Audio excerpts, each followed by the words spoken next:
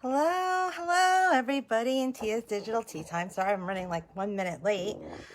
Well, I'll tell you why. Oh, I look a mess. So I was like, you know what? Since this is gonna be with like a BDSM author, I should really like wear the stuff I wear when I go to BDSM conferences. And for those of you who don't know, I also write BDSM and have, sometimes in the lifestyle. And I have certain outfits I wear, and this actually happens to be one of the outfits I wear when I go to a conference or if I'm going to, usually around St. Louis, there used to be this great little, hi, Steven. There used to be this great little coffee shop that I'd sometimes go to, and they would have events with BDSM authors and stuff like that. And so this is actually one of the outfits I would wear. So in case you guys want to know, I'd be wearing it with heels. So when I go, so I am definitely, dressed for the occasion. So I hope that EJ will find me here in a few minutes and be able to come on. I just need her to, hi, Andrea. I just need her to kind of like just, asked to be invited into the live, and it should be as good as that. And so I hope everybody's doing well. I've actually been reading EJ's book today. I didn't get to even finish it. It was so good. I actually had to slow down. It was so good. It's called Daddy PI, and I think I'm actually reading like the third or fourth book. I guess they all stand alone, but they take place in the same world. And it's so good. It's so unbelievably good. So, gee, I guess I should have at least done something with my hair, huh, guys? That's what I get for at the last minute deciding to, you know, uh, mistress it up a little bit. So, you know. Okay, so I'm hoping EJ will be here, and I don't see her coming in yet. So hopefully she will find her way to my event and to this group. Andrea, are you friends with EJ? Can you tag her so she knows where to find us? If you don't mind doing that for me. Um, just tag EJ Frost or see if you can tag her for me. Or Steven, maybe you can as well. Steven, I hope you're feeling better, hon. I'm thinking of you, and I loved all those lovely pictures you sent. Oh, she wants to join. Yay! I found her. So she found me. So it says adding everyone. So I'm so excited. So excited about tonight because I love BDSM.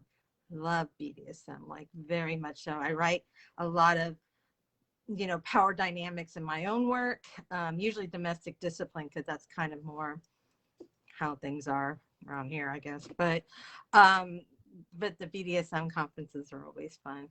And I love to go to them, and I love to get to dress up to go to them and stuff. And I always feel so sexy when I go to them too. I haven't been. Hey, how are you? I'm good. How are you?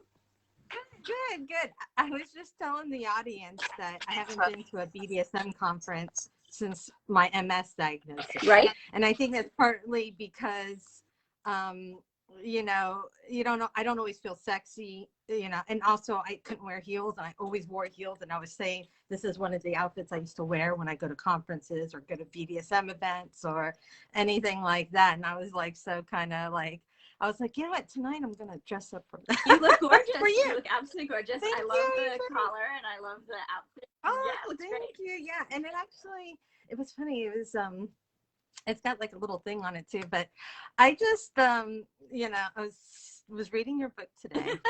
Okay.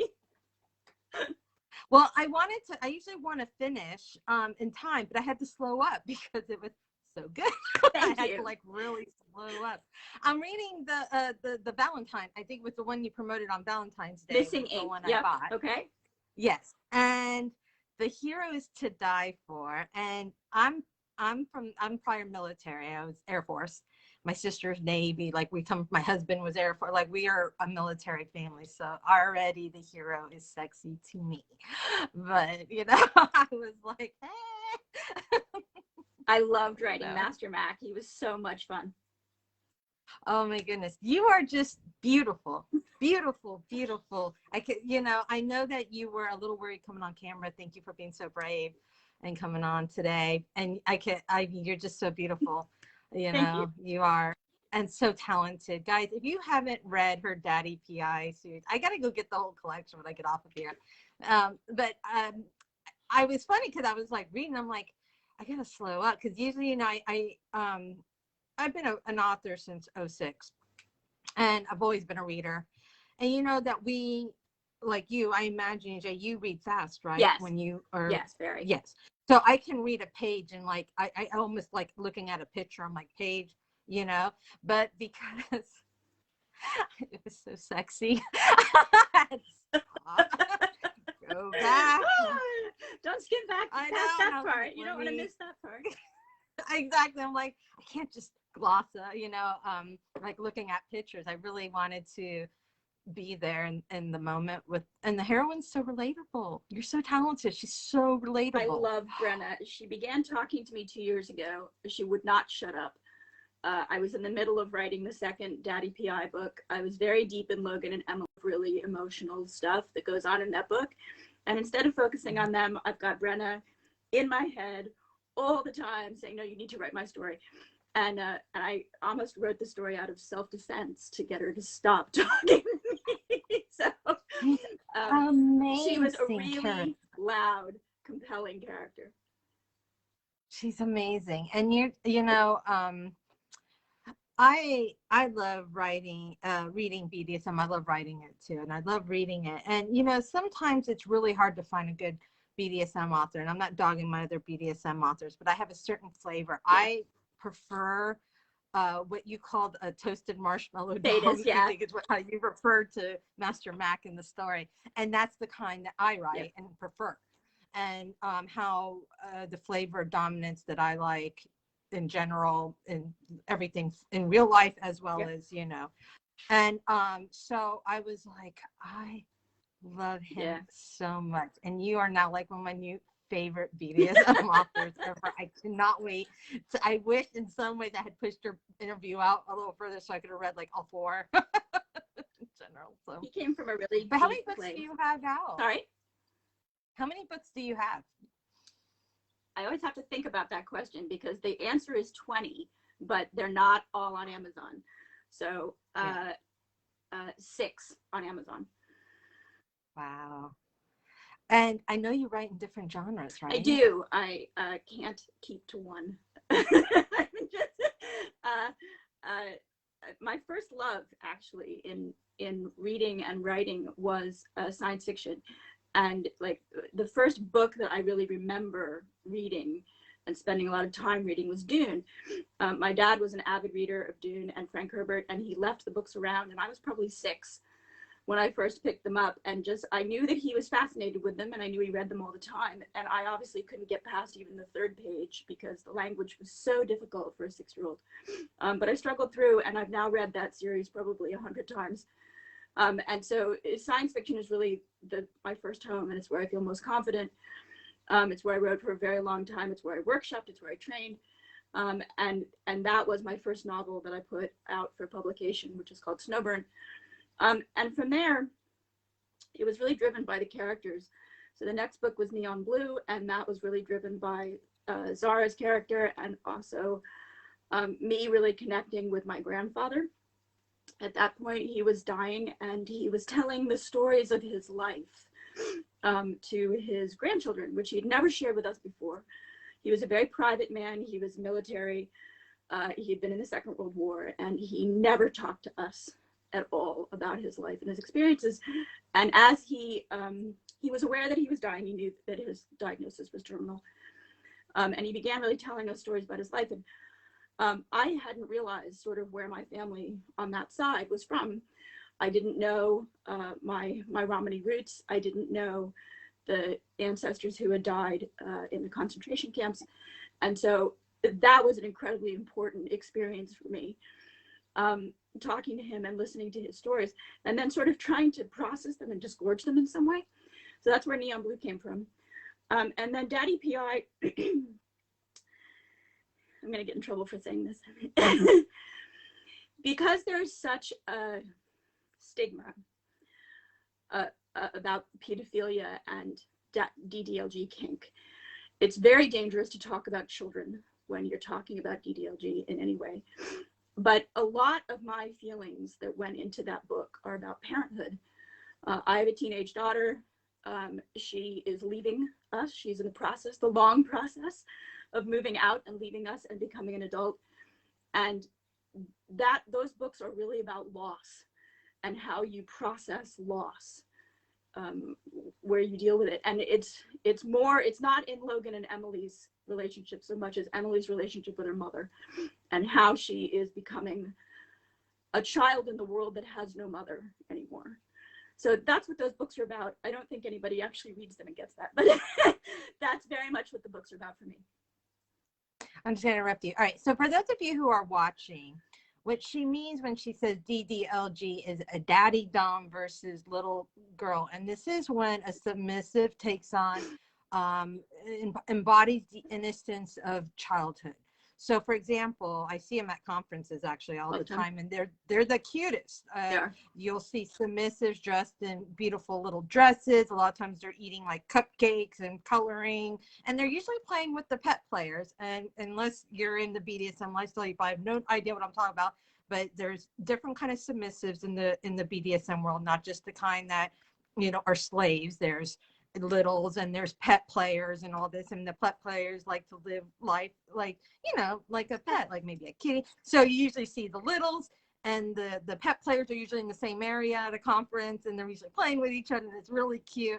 And it really is, I think the mainstream world does see it as this kind of pedophilia thing, but it's really not. It's about capturing a certain sentiment of innocence. And a lot of people, especially those who've been sexually abused or whatever, don't like to actually revisit and relive a better version of innocence and childhood that they didn't get when they were younger, possibly. Or some people just like to embody childhood. You know, I was one of those people, and I never considered myself a little per se, but I was that girl in my early 20s who still wore pigtails and had stuffed animals. And I have pictures of me at 24, badass in the military, mind you, deployed for 2 wars at this point, and I still had a teddy bear. And I can actually bring this phone and show you the picture of me holding a teddy bear that I had taken at Olin Mills, of all people. I know the photographers had to be like, but they were so cool. There were 2 women. And they're totally and they let me take. They don't care about whatever. They let me take picture with angel wings. Yep. I'm 23 years old in the military, and I have pictures of me in angel wings. And like I said, I didn't identify as a little the way people do now. But that was a lot of people never do. When I was switching, before I met my husband and decided to embrace submission to him, I switched a lot in the clubs and played in private parties. And the guys that I switched with were often male littles, but they did not identify that way at all. Yeah. I think that's the stigma. It's always been the lowest totem pole, or lowest rung on the BDSM totem pole. And that's really a shame, because, you know, before, you know, when you hear it, like you hear the lifestyle first, you're like, ooh, because we do so much to protect our children and our culture. Yep. But I tried to remind people that this is really, like I said, you're recapturing a spirit. It's not about the age. It's about the emotional place and where you reside. And the emotional freedom. Absolutely. Being little is all about emotional freedom. And I tell people, it's also about the vulnerability that people who, especially in their youth, who didn't get to either be vulnerable or they were taken advantage of their vulnerability, were like to recapture that in a better, safe, protective environment with like a daddy dom, someone they know they can trust and are safe with and stuff like that. And so, you know, I do read the DDLG books, you know, I love them. I enjoy them very much. And I know, like, I know not everybody appreciates them, and I get it. If it's uncomfortable, you know, move on. But, you know, no judgment. We should not judge people who want to live the life they want to live, as long as it's not harming anybody. Right. So, wow. So what made you decide to shift out of like mainstream, like sci-fi and stuff, into that, just your own lifestyle? You're like, you know, I think I'm gonna write this. Or I've always felt that spanking had a role in every book. there is a tragic lack of spanking in sci-fi. That's how I feel. I also published Snowburn in 2014, which was sort of before the biggest wave of ebooks. And so there wasn't a ton of sci-fi out there that had spanking and bondage and power exchange as a central part of it. And I wrote Snowburn in part to fill that gap, because it was what I want to read. It's, you know, I write the books that I want to read, and I wanted to read sci-fi and speculative fiction that contained spanking and power exchange. So that's where Snowburn came out of. And I go back and forth with myself about why I published Daddy PI. I had a really decent following on AOV or AO3 and was publishing there pretty steadily. And my husband was like, not criticizing you in any way, sweetheart, but Snowburn became a bestseller. Why are you sticking your books on these free sites? You know, just put them back on Amazon. And I was like, well, I had a stalking. That was a big part of it.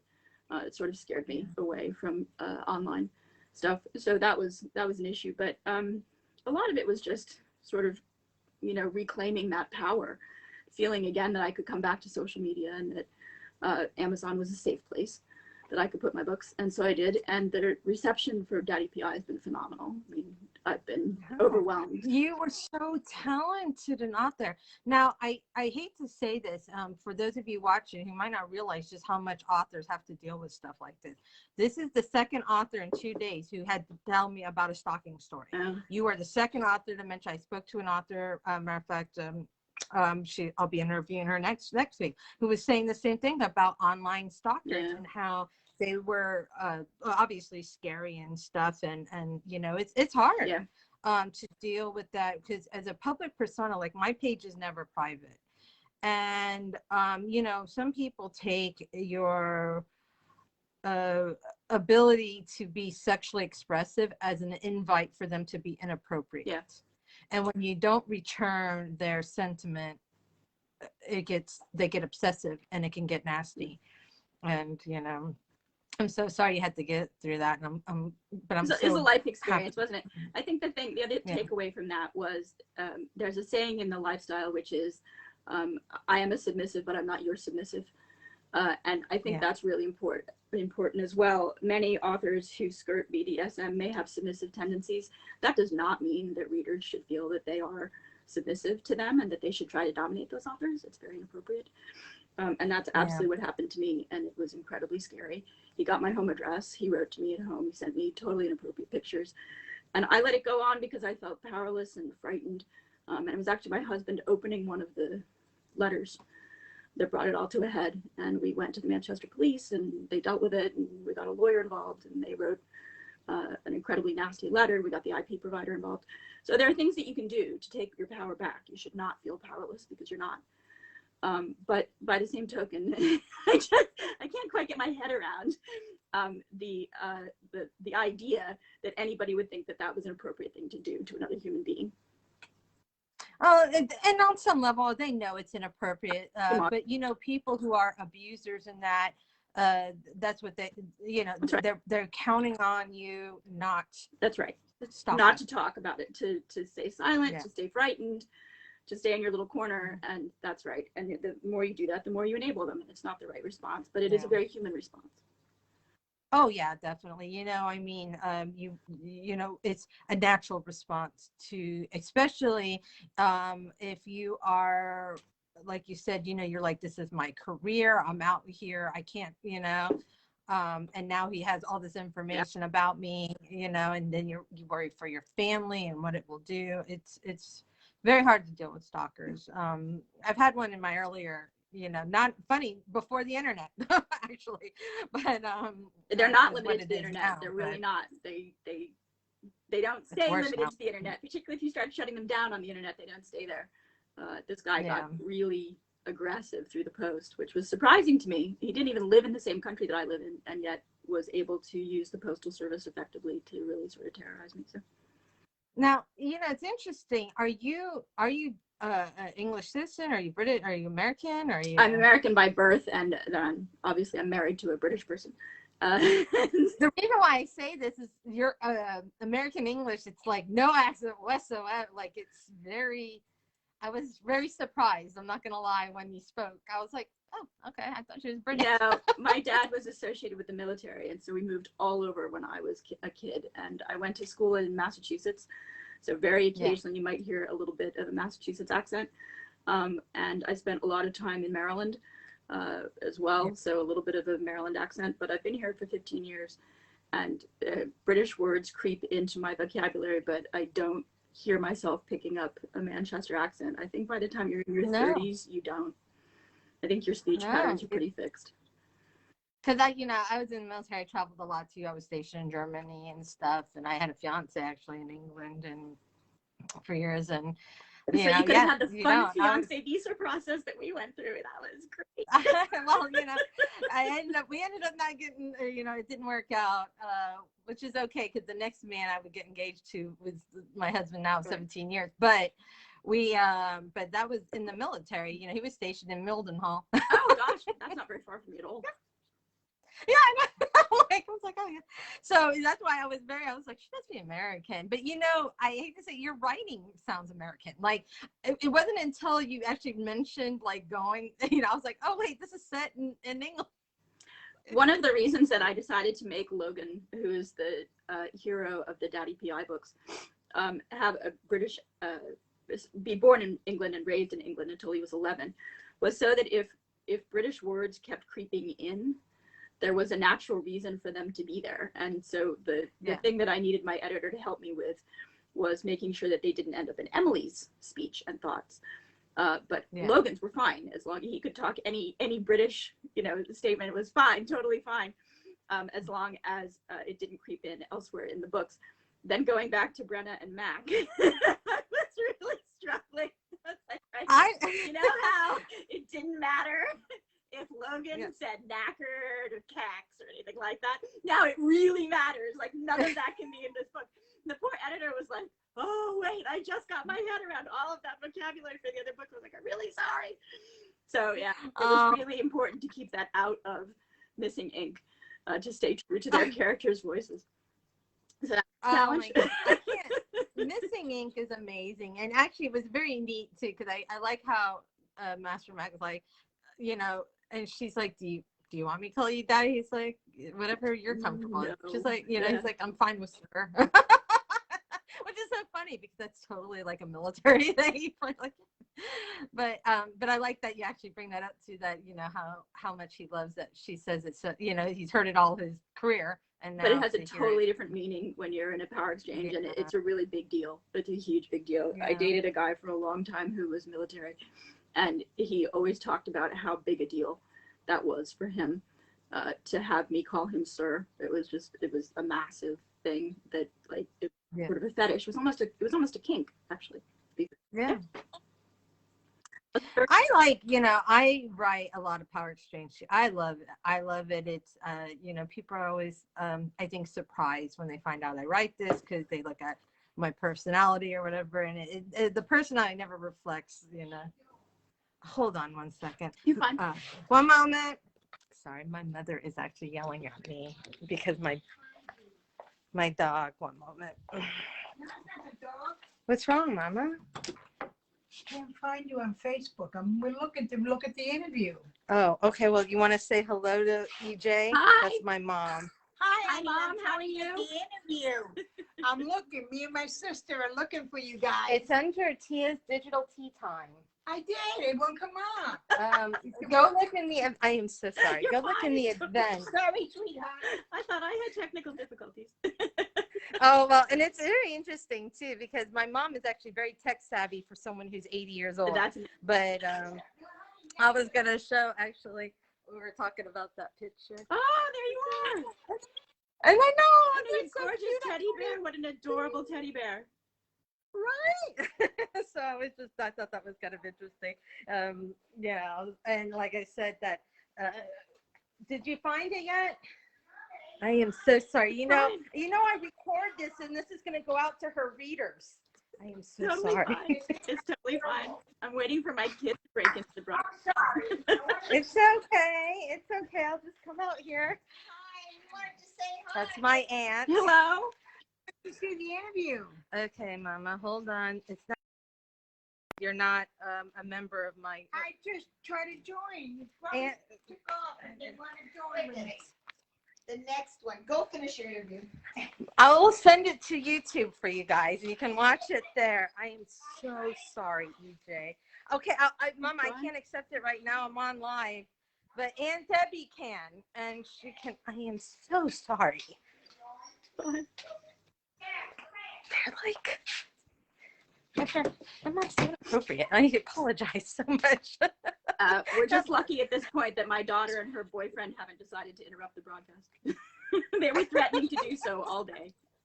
I'm like, oh, I love my mom. It's why I'm just like, Mom. So she's so funny.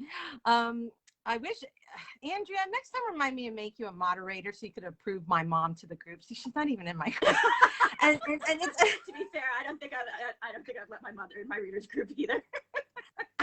Sorry, Mom, but no. I know, and my poor, my dad just passed away back in January, and so my mom is, we're, and they live with me, or they, my dad did before he left, God rest his soul. But she's cool for someone in her 80s. She's amazing for someone in her 80s. My parents are neither that spry nor that technical. If I told my mom that I was being interviewed on Facebook, she'd be like, "The what?" Fine, Mom. Good. Loves Facebook.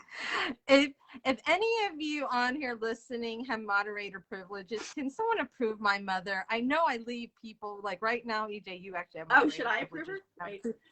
Right. Can you? If you can approve, you see you're on there. Good approve her. Let me see. Maybe I should log in from here. I just honestly, it's something, but it's fun, I mean, sorry readers, EJ's readers who are gonna watch this later on YouTube. I apologize for interrupting her interview to talk to my family who want to see her so badly. They really wanted to see you. I've had like a number of interviews before yours that they could have visited, but I guess they heard about yours and were like, we have to be there. So well, don't worry about it. It's fine. They'll figure it out. So you have 6 books on Amazon, 20 total. Some are free. Are they just out and about on the internet? Yeah, most of them are free and out and about on the internet. They're on AO3. They're on various websites. You can find them through BookFunnel. You can contact me through my WordPress site and ask me to send you links to them, whatever you want. How is BookFunnel? Like, you like them? Like BookFunnel. I'm a huge. All right, huge readers. fan. Can you tell the readers what BookFunnel is? BookFunnel is a book delivery platform, and you can either send people copies of your books through BookFunnel links, or you can join sort of groups and swaps and mailing lists to try to promote books. So if you see me put up a link that says something like, well, I just did one called Fetish February, where we had 180 books. They were all for free, and they're all through BookFunnel, and they will download directly to your e-reader of choice. And that's one thing that I really, really like. It means that people who don't want to read on their Kindles can still read my books if you have a Nook or a Kobo, whatever they are, for other platforms. Even though I publish exclusively through Amazon, you can still get my books through BookFunnel and read them even if you don't have a Kindle reader. So I'm a big fan of that. There you go, guys. So if you see the BookFunnel, don't be scared of it. No, don't be I scared actually signed, and got free books that way. I actually love it. I feel like I get great free books off of there. I'm always surprised by the authors who use them, huh? Yeah. And mother. Well, so what are you working on now? Are you working on the next Daddy PI, or is this going to be a continuing series, or do you have other projects coming up? I have a ton of stuff going on with 7 books in the pipeline for the next 2 years.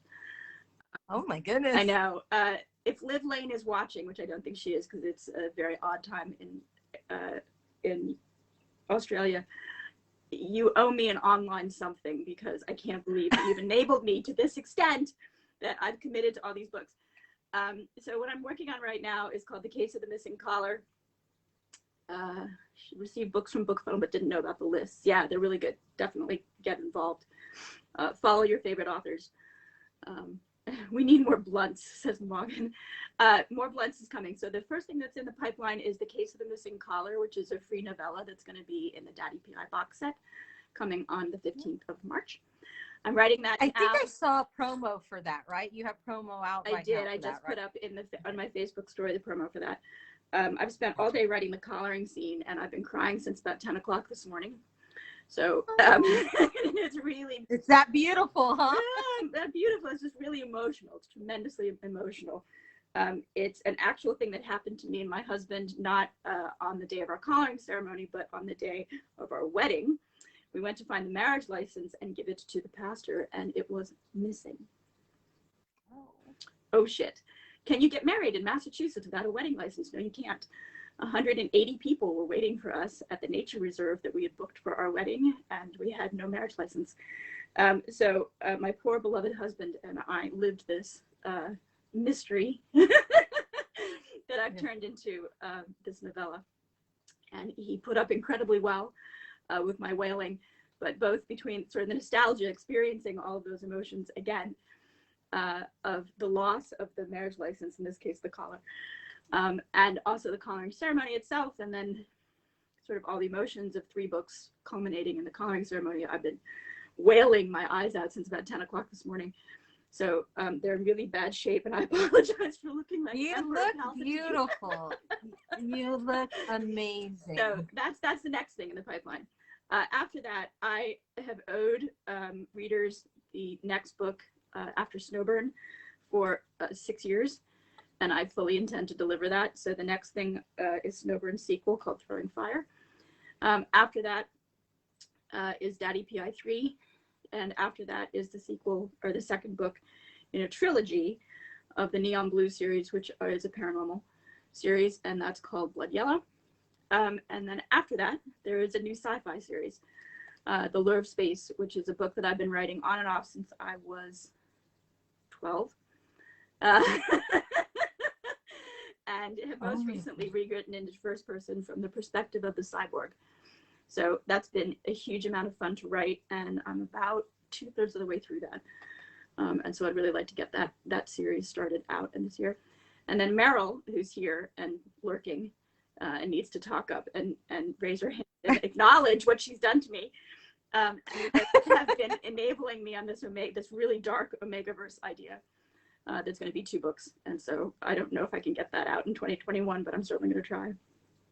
Oh my goodness. Now, how is it you're able to do this? Like, do you just set yourself deadlines, or? I write every day. It's a huge thing. I've joined a 1K a day sprint group that a fellow author is writing or doing. And so that's holding me accountable to 1,000 words a day. If you write 1,000 words a day in 365 days, you've written 365,000 words. I could do math. And that, I can't, so I even for me, that's at least 3 books. Wow. Now, do you have, like, for people who want to write BDSM or even DDLG stories or whatever, do you have like advice, like things that they need to watch out for or do? If you are not in the lifestyle yourself, research before you get there, and then have a sensitivity reader. I think that's really important for anything. Meryl raises her hand proudly. Yeah, you are culpable. I think it's really important to have a sensitivity reader, someone who's in the lifestyle, someone who knows the words that are being used and the things that offend people who are actually in the scene. I've read a lot of books where I could kind of tell that the person had never been spanked, had never actually, the author had never been spanked, the author had never been to a munch, had never had a scene experience, because if they had, they wouldn't have written what they wrote. And it made me just uncomfortable to read. It lacks authenticity, and it made me feel uncomfortable, like they haven't done their work. I'm going to stop you for a second. For those of you who don't know what a munch is, at least for as I understand, it's like a luncheon where you go and speak to other people in the BDSM lifestyle. It's not like anybody's doing anything. It's not. No, there's like, no munching on anybody else. It's just just meeting with other people and having discussions about, lifestyle things and just, answers and questions. And those who are new might find a mentor there, and they're very nice. And a lot of times they take place at like coffee houses, and you'd be surprised. They're like, just, I've or always been someone's to them house. at restaurants. I've never been to Yeah. lunch that wasn't at a restaurant, which is good because you do tend to eat. I come away with a huge food baby every time I go. Oh. So I think that's important. And then the sensitivity reader, I can't emphasize enough a sensitivity reader. I actually had one for Mac and Brenna because Brenna is mixed race and I'm obviously very white. And so I have a cousin who's Jamaican, and I approached her and said, would you read my kinky book?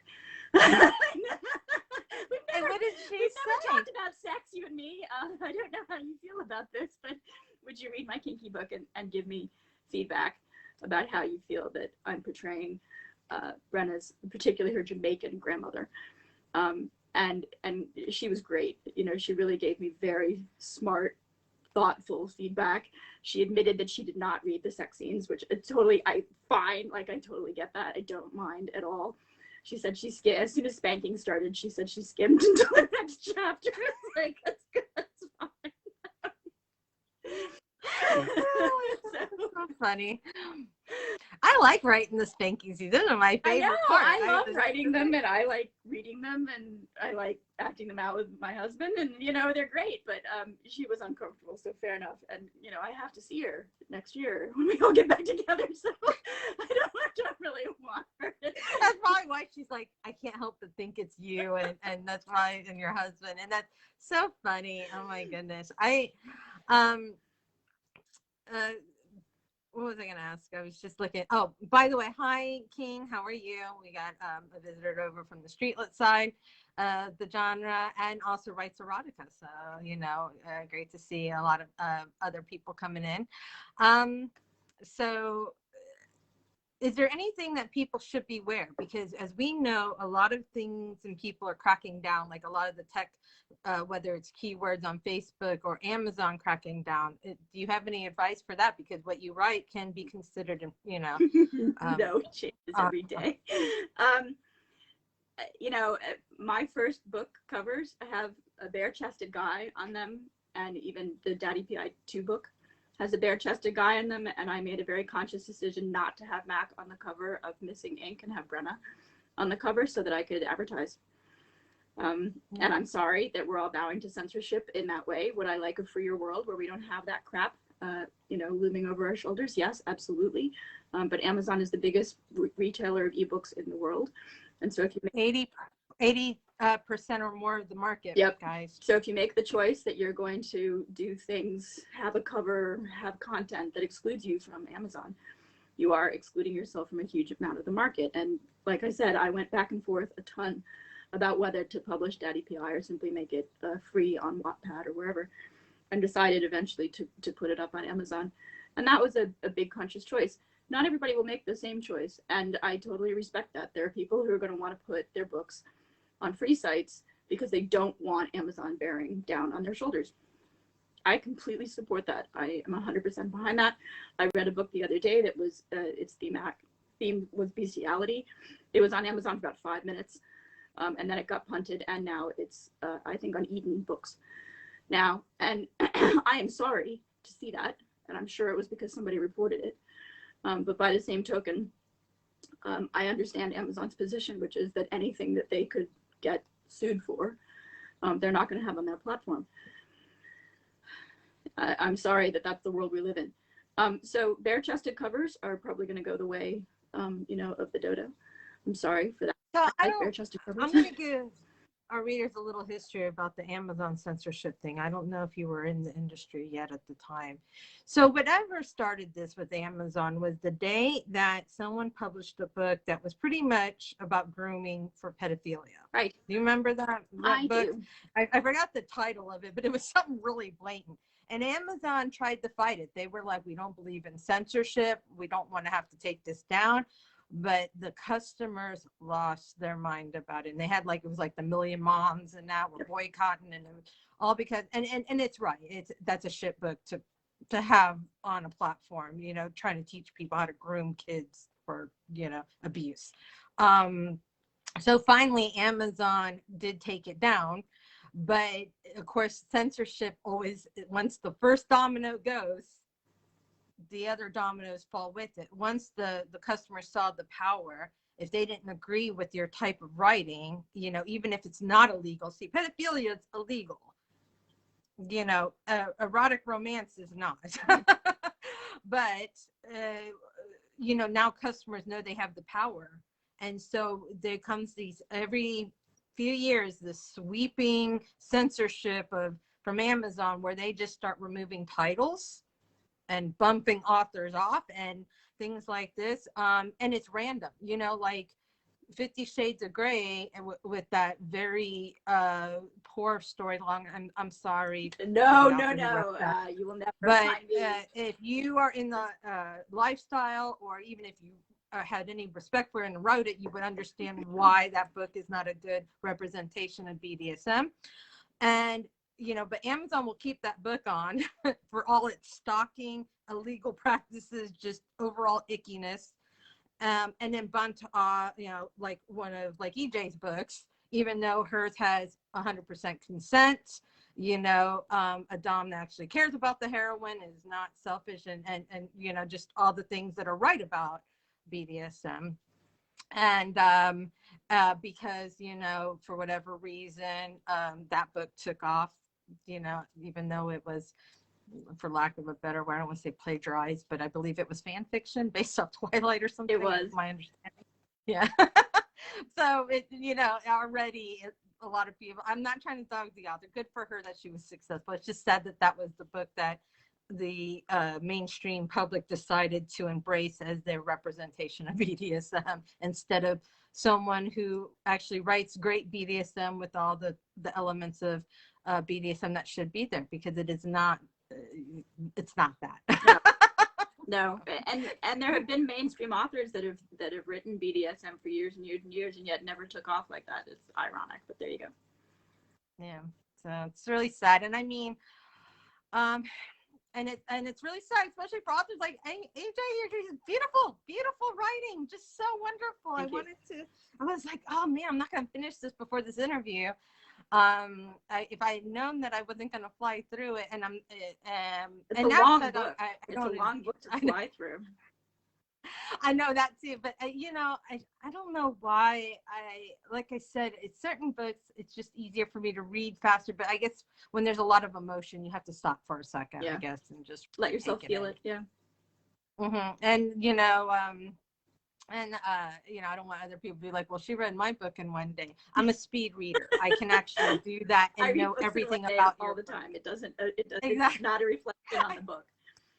Yeah, it's not a reflection that the book's good. Just sometimes some books, and especially if it resonates with you, in the way that I can see myself in, like the heroine, and that so I have to slow down for a second. And how many times I'm disturbed. Yeah, I'm still waiting for my daughter to come barging through that door. But absolutely, a full hour of uninterrupted reading is almost an unknown thing. And in doing these 1K day sprints, they're 30 minutes long, and they're 30 minutes long for a reason. That is absolutely the longest I will ever get without somebody coming in and needing something from me. There are only 3 people in this house. It's not, I don't have 5 kids. It's me, my husband, and my daughter. And yet 30 minutes is absolutely the max amount of time that I will ever be left alone for any reason. So, Meryl says that she's also a speed reader and has to stop because of the emotion level. So I guess that's really what it is. And now the other authors, they're going to be like, now I can gauge if my book was emotional enough by how fast Tia reads it. No, that is not the gauge. That is absolutely not the gauge. I remember the last Harry Potter book came out when we had moved to England, and we were still sort of settling into the house trying to find things. And I was like, right, this is the last Harry Potter book. I went and stood in the rain at midnight to get my copy of the last Harry Potter book. Anyone who disturbs me for the 7 hours that I'm going to be reading the Harry Potter book, I'll kill. All right, I'll kill you. I'm just telling you now, I'll kill you. And I went and sat at the back step in the rain, thank you again, and tried to read this book. They made it through an hour. Well, it's like, we can't find this, and we can't make dinner without this. And I was like, right. It's Harry Potter. I've been waiting for this book for 2 years. I'm gonna kill both of you. No. You so- should have like gotten in a hotel or something.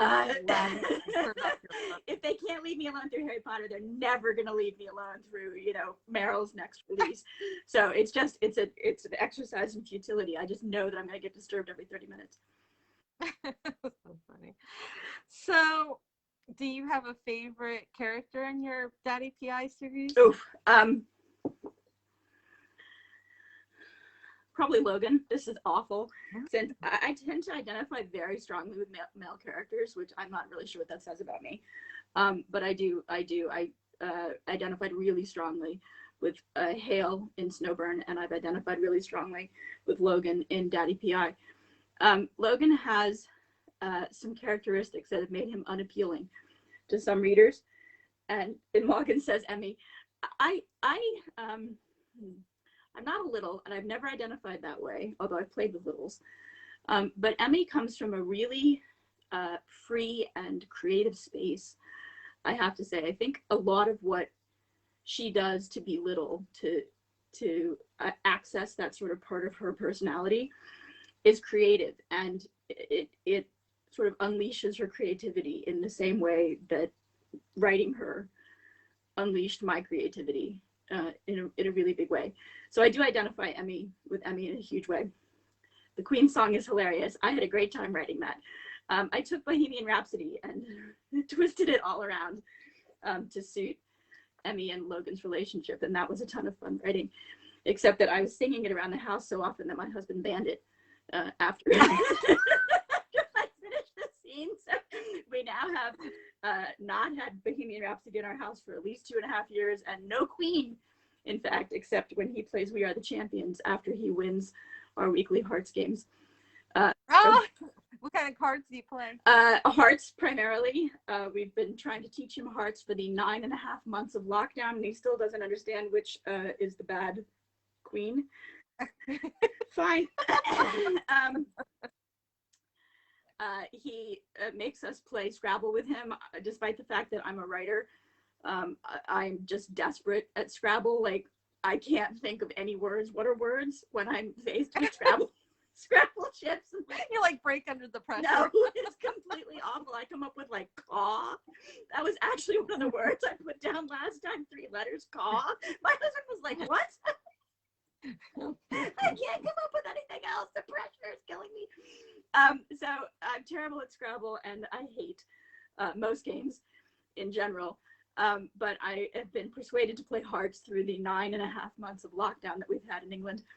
And we've recently started playing 7-card poker as well, because my daughter got so incredibly bored with Hearts and winning. She trounces us routinely. So we've been playing those, and she just bought, we played Cards Against Humanity for a while, except that became very awkward because the two of us have somehow managed to produce this completely vanilla child. And I don't know where we went wrong. Completely vanilla, which means, of course, that we can have no impact sounds in the house ever at all.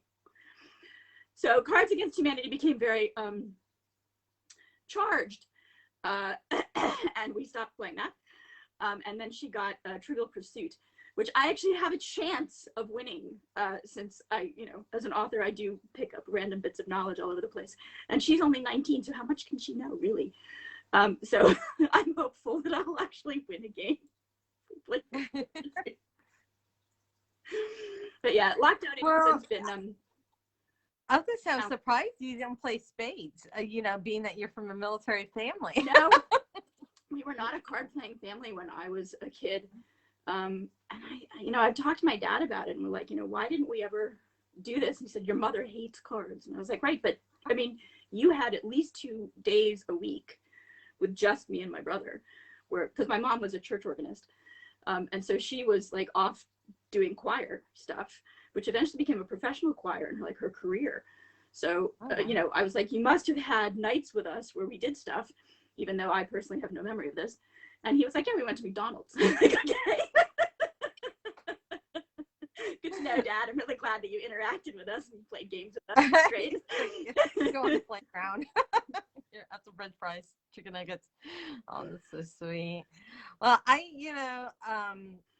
it was so great getting to meet you on here, and I just come back on Facebook because but I'm meeting all these new authors and buying books, and I just to be read list is forever long. Oh, I know. Do you have a long one? 230 books at last check. I keep track on Goodreads because I can't keep track on my Kindle.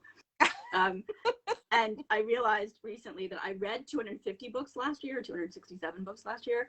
So my TBR is now an entire year, like in arrears. There's no way that I will actually finish my TBR this year, even if I don't add many more books. But I add books every day because I can't control myself. Isn't that So terrible? My husband's like, what are these Amazon charges? I'm like, books. Because I don't buy Kindle Unlimited. Readers, watching this, I have to tell you why I don't do this, because I think it's important you guys know about what Kindle Unlimited really is. Yes, it's great if you're a reader and you pay Amazon your $10 and you get all these free books. Sucks if you're an author, though. So Amazon does not pay us authors just because you downloaded the book. They do not do that.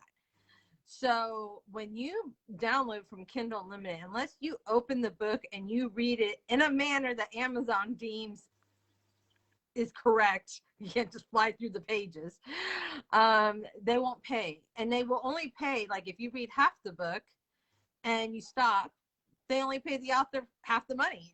It's just like that. And we never know what that amount is going to be because it changes month to month. every month.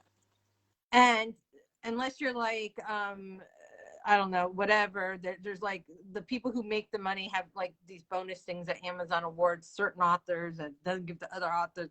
It's just a crap thing. But that's, books weren't really like that. If you buy a book and you don't read it, the author still got paid because that's real life. So I don't use Kindle Unlimited. I pay the money, and because I want the author to have the sale regardless if I decide to read the book or stop halfway, because that's real life. You don't get to get a sandwich from McDonald's and eat half of it and then only have to pay for half of it. That's right. I don't understand how it is that this is how Amazon does things, but this is how Amazon does things. And 80% of the market, what can we do? We have to, the evil, we have to just work. Suck it up. The flip side of that, I do have Kindle Unlimited and I do read through it extensively. And the flip side of it is my aunt, who is on a very limited income, and knows that she can read as many books as she wants every month because she's only going to pay £10, 10 quid.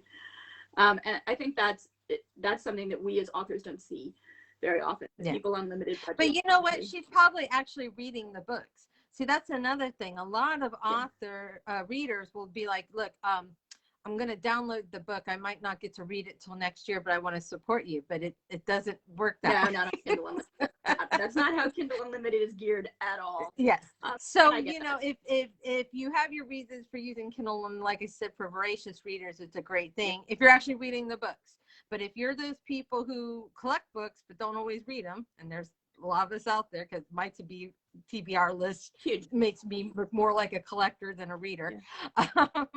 You have to open it for the Kindle Unlimited. So, when you say, hey, look, I downloaded your book because I want to support you, you've got to open it. You've got to turn the pages, or it's not really helping the author. Unfortunately, that's just how Amazon works. So, yeah. But I try to buy. But you know what? Books are very, for those of you on a limited thing, great. But if you can't afford, I'm surprised by how cheap books have become. They're for nothing. They're less. I mean, I can't get a Starbucks I can't even get like a half thing of Starbucks for how much an ebook costs. So I wish Starbucks was like Amazon, where if I only drink half the coffee, you can only pay for half of it. I also price mine very low given the length of the book. $2.99 for a 530-page book. is low. And I do that deliberately because I don't really count on my author income. I'm not saying I wouldn't like to make money from this gig. It's a hard gig that we don't even get paid minimum wage for. But that's not my primary motivation at all. And so they are priced very much on the low end of the scale. And I had it wasn't an argument, but it was a discussion with a mystery reader or mystery writer the other day, who prices his books at $9.99, which I personally wouldn't pay for. And I said, wow, I think you sort of priced me out of your market, and I read a lot of mystery books. And he said, I price it at that rate because I value my books. And I felt sympathetic to that argument, I have to say. There is a perception, rightly or wrongly, of value for money, and something that commands a price of $9.99 might be a better product, a more worthy read than my $2.99 book. So I get that position. I really do. I appreciate that position. I understand his position. I'm still not probably going to pay 10 quid for his book. But I do get it. I do totally get it. And I think that maybe by buying into these incredibly cheap ebooks, we've devalued our product, which is unfortunate because the stuff that's coming out of indie writers is so fantastically imagined, is so beautifully and creatively written, that I haven't really read a mainstream published book in a year. I can't think of a book that I've bought from Random House or Tor. I mean, they used to be my staple, my go-to publishers. I had every Yellow Daw book for years and years and years. And I haven't bought anything from them in years now because I find indie books so much more creative. Yeah. Well, you know, because they don't have that marketing team also that's like, you have to follow this formula and you have to do this and you have to do that. Absolutely. That's the fun of indie books, is not having to, you know, be held to someone's standards. Yet on some level, I guess we are, because Amazon does have nowadays a say. And readers have a say, and they appropriately so. I mean, I'm more than I wish they'd contact me instead of contacting Amazon. But yeah. I would absolutely want to know if there are things that they don't like because, you know, they don't like BDSM, or they don't like DDLG, or they don't like that Emily calls Logan daddy, or whatever it is that they don't like about my particular kink. That's a completely separate issue. But if there are structural problems in my books, yeah, absolutely tell me. Geez, I want to know. I want my product to be the best that it could be. Yes. And but you know, I think it just is what it is. It's a shame, you know, that I think Barnes and Noble pretty much gotten out of the e-market, right? Yeah, horrifyingly, because my poor mother only has a Nook or whatever it is that's the Barnes and Noble books, and she can only download, like, I don't know, 500 or 600 books. I was like, well, what do you want me to tell you, Mom? Get a Kindle. Yeah, and then I think there's Kobo out there, and they don't have, you know, that's out of like Canada and that, and yeah, it's just the sales aren't there, and it's hard. I used to be able to make a living off my writing, and you know, I saw the sales difference within 2 months of Amazon launching, funny enough, Kindle Unlimited. Yeah, it was a killer for a lot of people.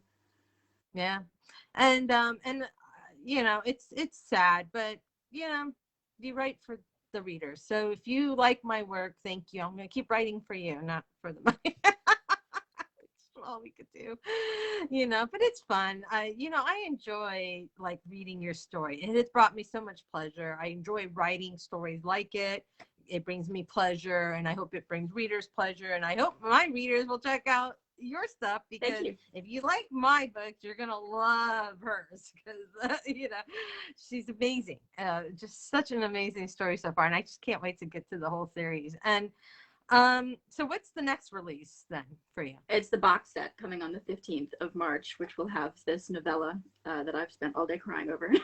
All right, well, and you know, you'll come on my group and let us know. I always tell the authors, if you have a new release, please come on and tell us. We want to know, you know, about your new releases and stuff. Is there anything you want the readers to know?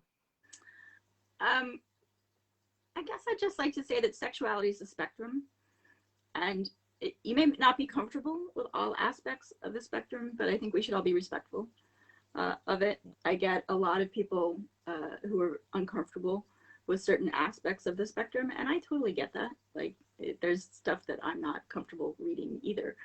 But be respectful of it, because the thing that makes you feel uncomfortable may be the thing that sets somebody else completely free. You know, I think that's what DDLG is.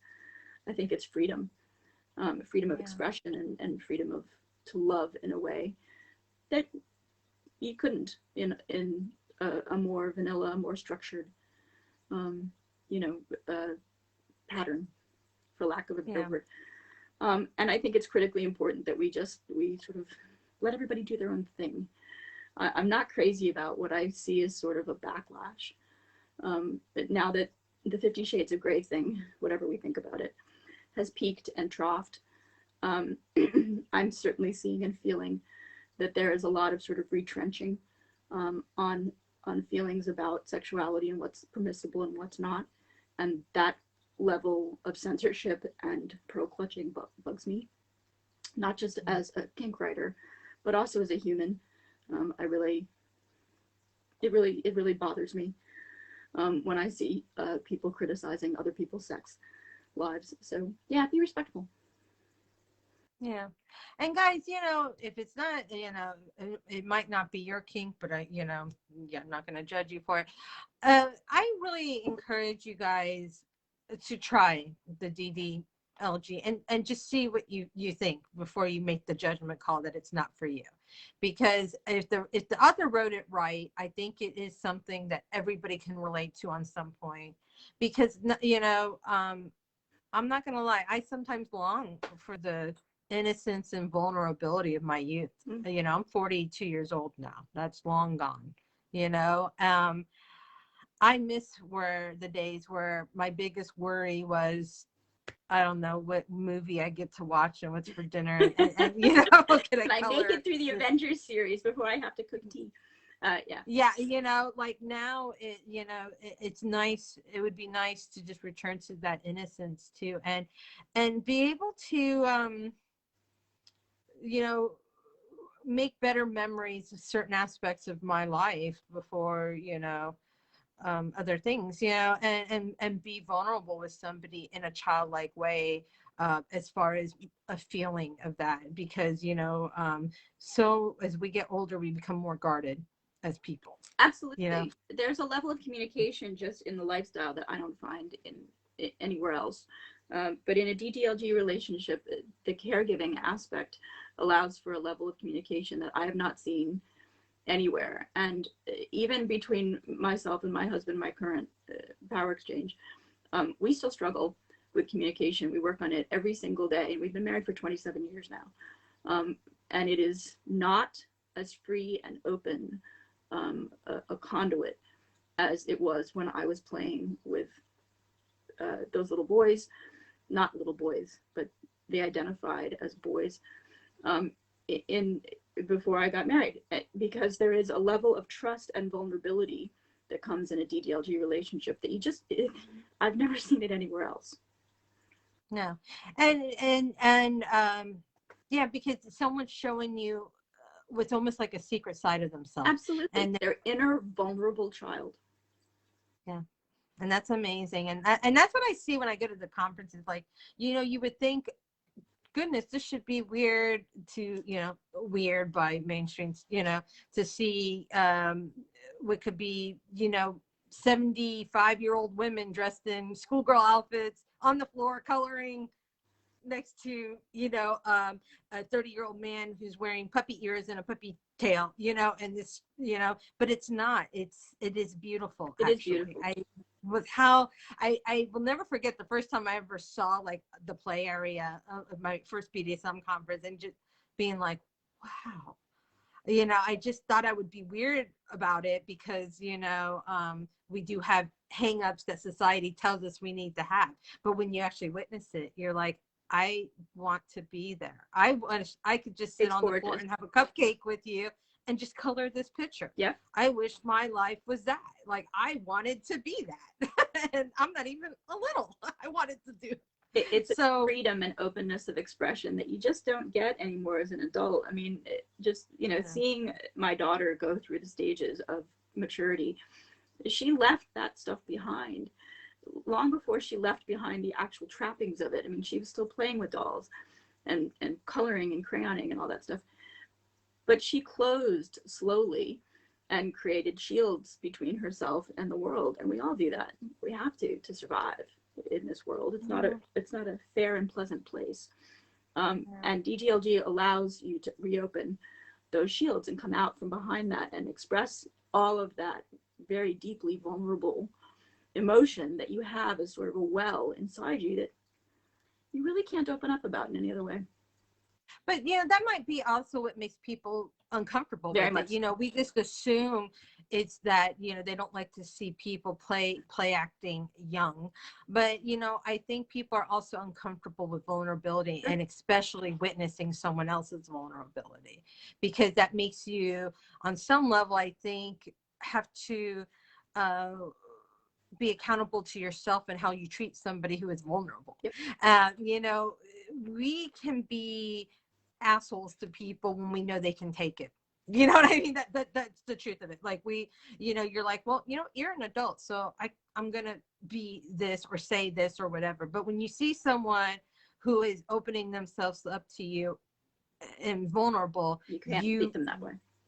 You don't, you can't treat people that way. You're like, you know what, I have to be at their level, and that level is vulnerable, and you're just like, you know, and in some ways, you know, like I said, you secretly almost want to be there with them. And, you know, in other ways, I find myself, I like it though. You know, I feel it's a very honest person you're dealing with when you deal with a little. Yeah, in my opinion, I feel like you're actually interacting with their most honest self there. That's right. A very genuine persona there, and it may still not be the base persona, but it is a very genuine persona. And Missing Ink, the book you're reading now, is designed to be more accessible to people who, vulnerability is strength, absolutely. But Missing Ink's designed to be more accessible. Brenna's not a little, Max not a daddy. But one of the things that I enjoyed so much in writing the book was Brenna's interactions with Emily, who is a little, and how much she loves Emily. And the reason that she loves her so much is because you don't have those sort of base level vulnerable interactions with other human beings very often. No, you don't. Wow. And, you know, is there any last things you would like to let the readers know? Thank you for being here tonight. I really appreciate it. I, as you probably can tell, am an incredibly introverted person. I don't come online and talk very often. So. But you did amazing, and you were such a wealth of knowledge, and I appreciate, you know, anybody in there, if you have any questions, I'll stay in the comments too, and I'm sure EJ will come around. If you have any questions about BDSM, you know, I feel like it's much more mainstream. You can Google it, but if there's any questions you have, let us know. I'll be happy to answer them. EJ will be happy to answer them. You managed to stay up, Megan. Thank you for staying up. You know, and thank you so much, Angie. I always appreciate that you're here with us. And if you're an author who, you know, we look forward to interviewing, you want to come on here with me one day, and Meryl, you're up. I love it. I love getting to talk to authors about their works, because I think we don't get to talk enough. Most of us are introverted. You know, I was so nervous the first time I started giving these interviews. Now I treat it like a phone call, as if, you know, and it has made it easier for me to go into that mindset of like that, you know what, I'm just talking to you. Like, you're sitting in England, I'm sitting here in America. I'm just going to have this phone conversation. We have people who are just listening in as if they're around me. I honestly think COVID's made that easier. I did not spend a ton of time video conferencing with anybody but my parents prior to COVID, but because we've been locked down in England for 9 months, we've had to. I mean, I've had to have video conferences with all kinds of people. anything from clients in my day job to my parents to the people down the block that I still can't go in their house, but I need to know whether or not they're going to be coming, to the block cleanup. So the video conferencing thing has become much more mainstream since COVID, and I'm much more comfortable with it now. I will say that a year ago I would not have done this. Just not a chance. Well, I'm so glad you're here no with me. way. But I sprint now all the time with other authors. We sit and we write together on a video call or a Zoom call or whatever, and it's a sense of community that I didn't have a year ago. And it's also made me much more comfortable with this kind of call. Oh my goodness. Well, you could definitely have to call me one day so we can write and I want to try that. I've never actually done something like that, like where you're like on a group call, because I know that It's Facebook great. does it, where you can call like 6-7 people and Yep. just write and have conferences about just what you're doing or whatever. And wow. It's really good. It's great for accountability, and if you're doing time sprints for 25 minutes, it's really great for accountability. So it's kept me writing at a time that I think it's very difficult to write right now. I don't know where people are getting sort of their creativity from if they're not deeply entrenched in a tribe of authors, because boy, is it hard to write every day right now. Wow. Well, if you need me to inspire you, let me know. I'll be all like, anything you want. We're ready. I want to be like, E.J, did you write me in this book? Is this person me? Do you know me? No, because I feel that related. I relate that much to your heroine here in this one. Again, let's see. I'm looking here with the comments. Okay. Thank you so much, Michelle. There. I'll see you next on the 1st. I think that's the next one I have out there. And E.J, you're most welcome. That anytime you want to come on live, you let me know. I'm gonna keep your moderation on there for a little bit in case you want to do it again. Maybe one day I'll come on my group. I'll be like, hey, E.J went live on my group, and look at what she's doing. She's gonna be like, I'm on live. We've on done my it own a second time. I know, right? She'll be like, I got more to talk about. I appreciate you so much. Thank you. No, thank you. This has been a great experience and absolutely made me feel much more comfortable than the first time I did this, when I left going, oh my God. Oh no, you did fine. Thanks, Mom. There's my mother. Hey, Thanks, your mother Mom. finally made it. Well done, Mom. I Thanks, kept Mom. watching Kristen pop up on my other computer to see if the moderation thing I ever came up. I was like, it's not coming up. What do I do? My mom and my aunt. Thanks, Mom. Now that E.J readers get to meet you, and I post this on YouTube later tonight, and she posted on Facebook. They'll be like, "Oh, who's that lady there? She come in your interview?" Totally fine. The last time we had this cat that kept moving through one of the authors. That's the most distracting thing ever. Was I got a cat's back.